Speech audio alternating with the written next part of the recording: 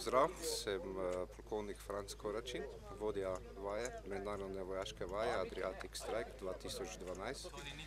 To je prva takšna vaja, katera organizira Slovenska vojska skupaj z sodelovanjem z partnerskimi državami z ciljem za izvedbo usposabljanja in pa preverjanje usposobljenosti usmerjevalcev zračnega prostora. Sama vaja traja od 11. do 15. junija.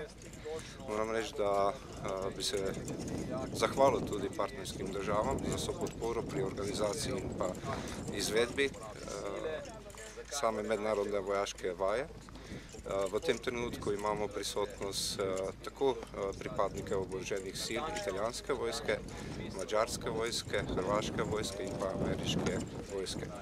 Posebej bi se zahvalil tudi poveljstvu zračnih sil ameriške vojske v Evropi v sami podpori, tako v pripravah, kakor tudi pri organizaciji in izvedbi same vaje. V tem trenutku imamo 6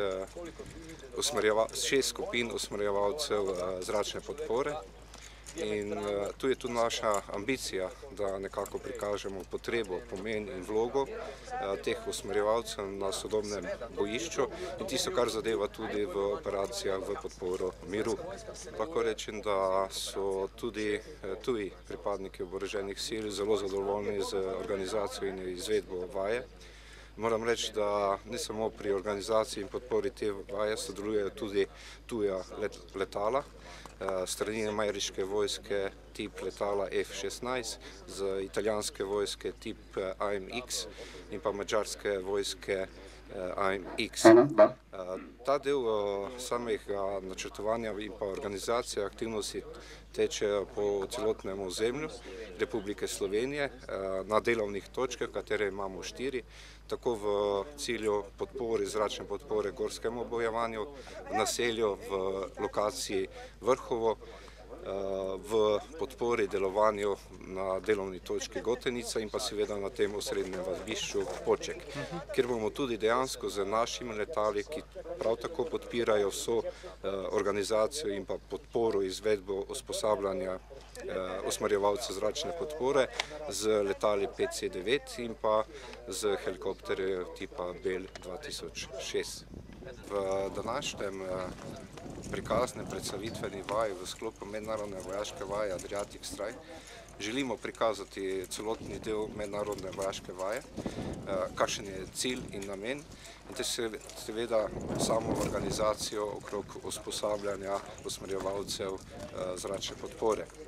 V naslednjem delu želimo predstaviti v celotnem delu, kakšen je pomen in vloga usmerjevalcev zračne podpore, kje smo v tem trenutku v slovenski vojski in kakšne potrebe imamo, tako na delo v sodobnem bojišču in pa tudi seveda za potrebe v mednarodnih operacijah v podporo miru. V naslednjem delu, v praktičnem prikazu, bomo predstavili dinamični del, kjer bomo dejansko prikazali celotne postopke, katere izvaja navajalec zračne podpore pri navajanju letalskega ognja.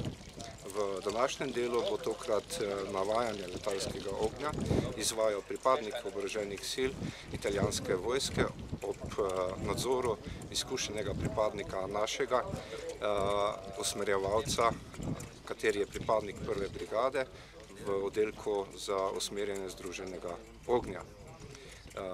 Danes bo tudi končni del, ta del, kar bomo prikazali kot zaključek, tudi verjamem uspešno navajanje bojnega streljanja z našimi letali PC-9 tipa Pilatus.